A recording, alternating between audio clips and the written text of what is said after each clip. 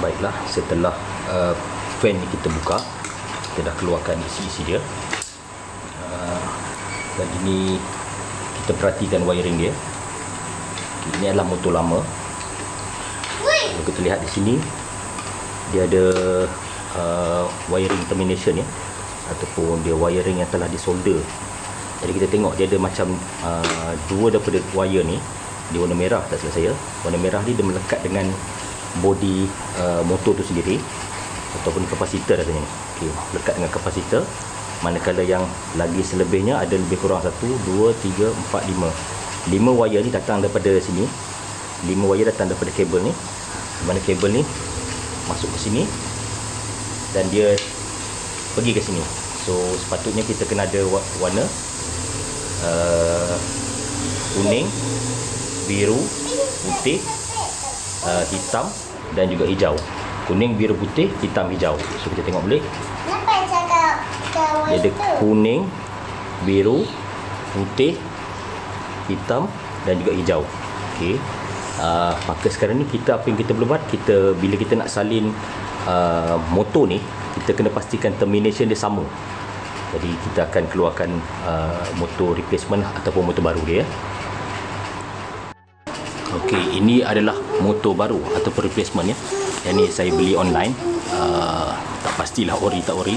Jadi kita cuba buat perbandingan motor baru ni dengan motor yang lama lah, yang rosak tadi. Sama tak? Jadi ini motor lama dan di tangan saya ni lah motor baru.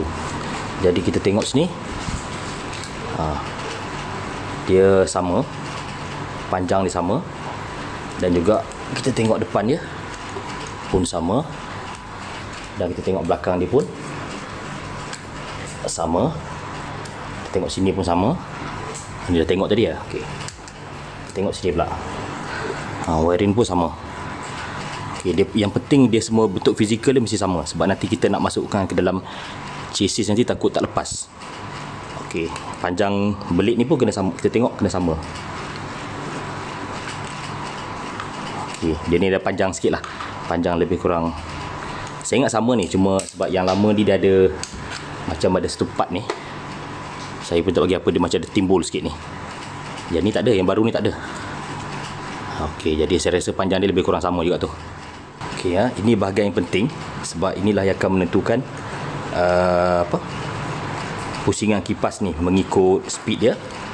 Ini mengikut button speed lah. Kalau kita tekan speed ni, tekan 1, 2, 3 ni kan selectable switch ni. Jadi dia akan memilih nanti dekat mana dia nak activate yang mana. Yang putih ke ataupun yang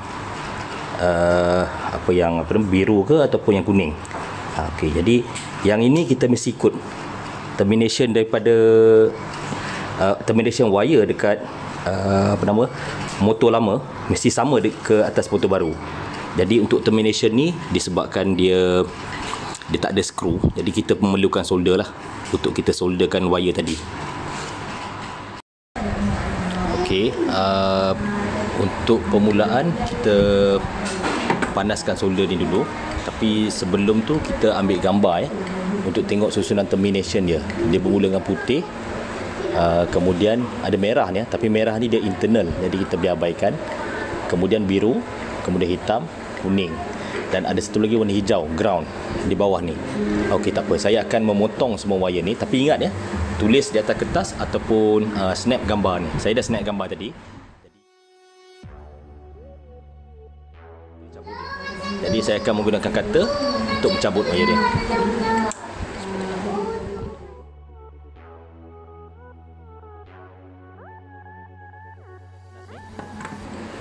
Okey, ini yang terakhir sekali.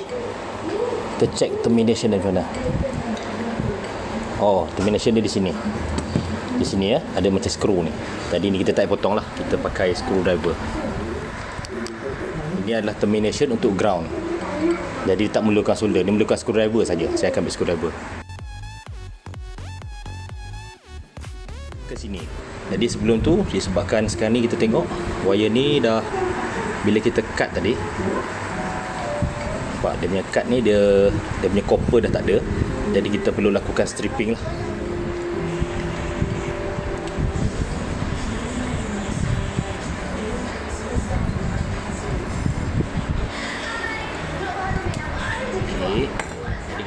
sekarang ni dia ada lebih kurang 4 mm copper 4 mm copper. Jadi apa kita buat, kita pintal dia.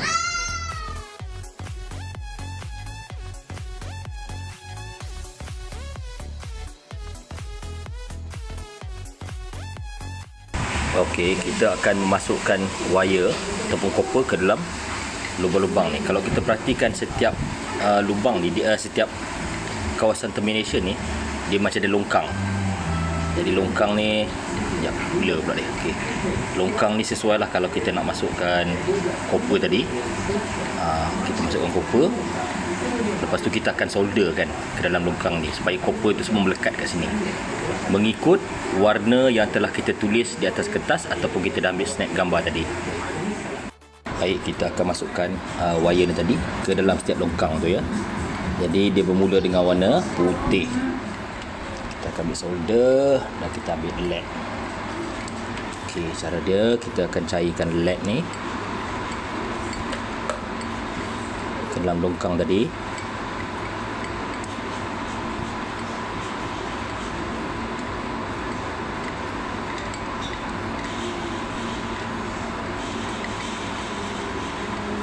Okey, sekarang ni kita dah ada led dalam longkang ni. Tak apa, tambahkan sikit lagi. Okey, tadi kita dah ada led. Jadi kita akan masukkan warna pertama, iaitu warna putih.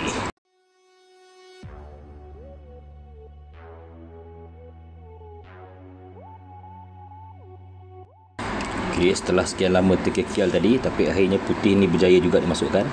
Jadi kita test tarik. Okey tak? Okey, dah okey. Lepas tu kita akan masukkan warna biru. Ingat ya, kalau terlupa je cek balik gambar ataupun nota yang kita tulis. So macam biasa kita cairkan led dulu di atas, di dalam longkang ni. Okey. Rasa dia dah pegang dah. Tapi kalau kita nak lebih afdal, kita tambah lagi sikit led.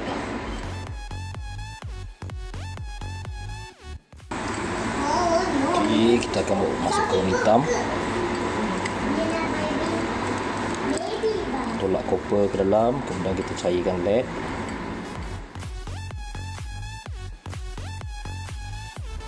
Okey, sekarang ni dia dah menyejuk dan dia dah mengeras. Sama juga proses untuk warna kuning, kita akan cairkan led ke dalam longkang tu.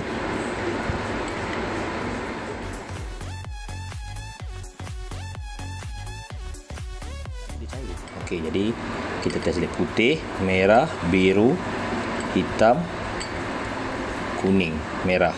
Okey. Okey, setelah siap ya, ke berapa wire tadi? 1 2 3 4, keempat wire dia terminate. Dah kita dah solder dan kita test. Tak ada yang tertanggal. Okey. Seterusnya kita nak sambungkan, jangan lupa ya, dia punya grounding ni.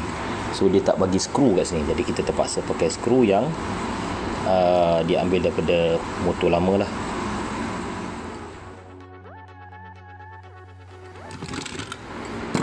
Siap tu. Okey, dia pun tak ada pusing-pusing. Jadi dah okey lah, kita dah siap ni. Okey, jadi kita masukkan wire di sini.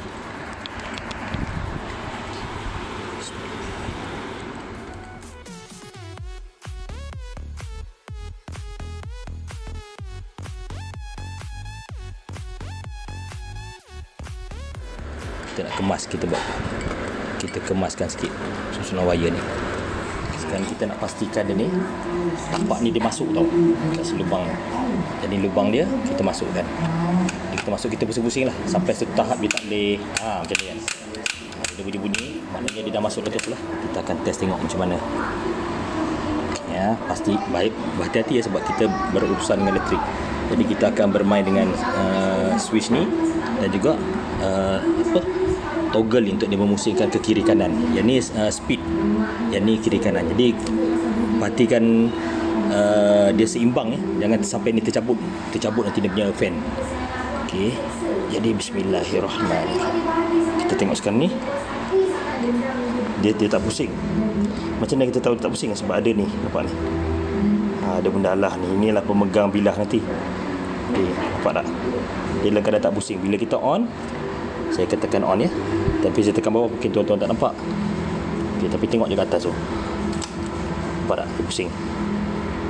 Okey, ini disebabkan dia pusing kiri kanan ni sebabkan saya tarik punat dekat punat putih dekat belakang motor ni.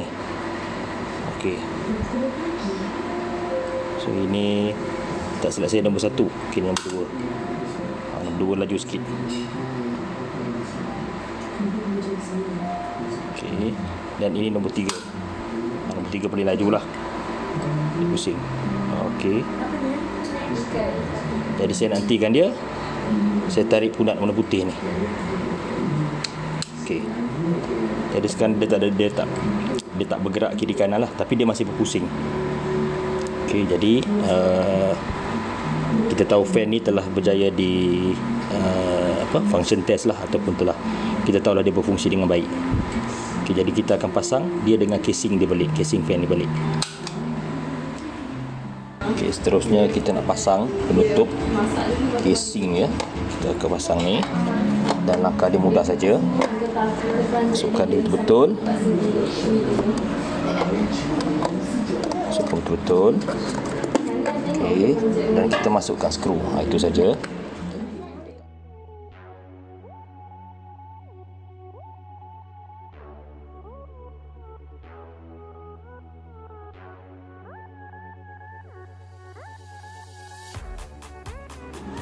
Ini tak payah rakam lah untuk menggetakkan skru. Jadi lepas kita getak skru, kita akan pasangkan body ni ke tapak kipas ni. Okay, setelah kita dah pasang ke yang belakang ni tadi, seterusnya kita akan masukkan batang ni ke dalam tapak ni.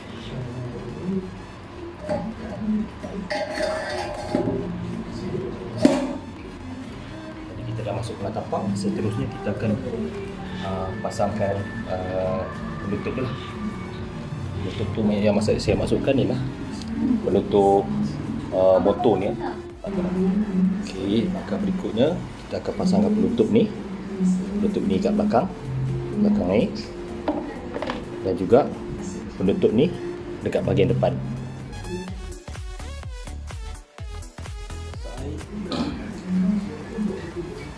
Kita boleh pasang yang ni ya. Apa nama ni, toggle untuk musingkan fan ke kiri dan kanan.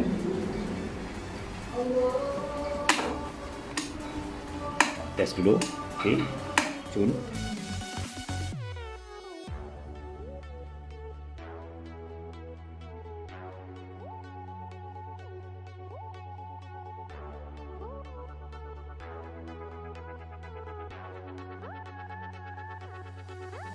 Okey, jadi kita test. Tengok dia kocak-kocak, dia ada tercabut-cabut lah. Kita cabut ya. Jangan lupa untuk pasangkan sangka dan juga bilah dia. Cara nak dia, sangka dia ada dua, satu sangka belakang, satu sangka depan. Jadi kita pasang dia sangka belakang dulu. Kita pastikan ada, tengok perhatikan lubang ni. Dia akan kena dengan satu lubang ni. Okay. Dia tak ada skru. Pasangnya tu je. Okey. Lepas siap kita pasangkan, saya tak tahu lah apa benda ni panggil. Jadi dia untuk mengikat sangka belakang dengan motor fan.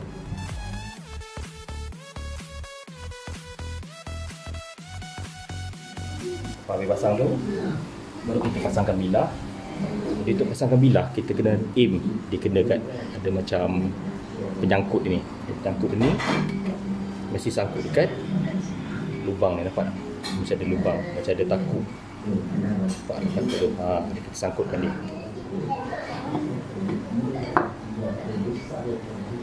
Okey.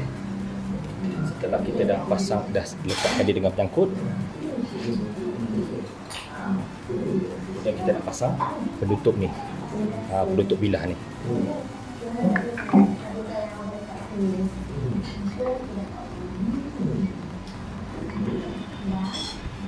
Untuk penutup bilah ni, kita ketatkan dia dengan cara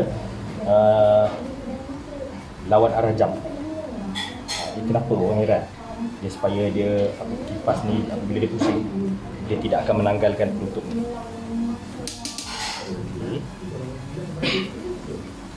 Dan yang terakhir sekali, kita akan pasang sangka depan ni.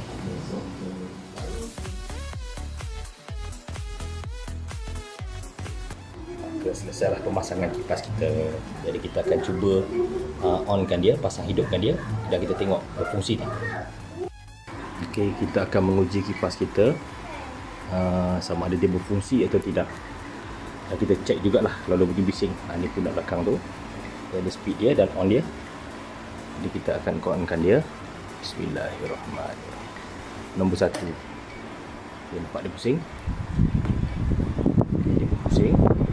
Dan kita cuba hidupkan pula. Tengok dia berosilasi. Dia pusing. Ini nombor 1. Dan cuba kita onkan dulu.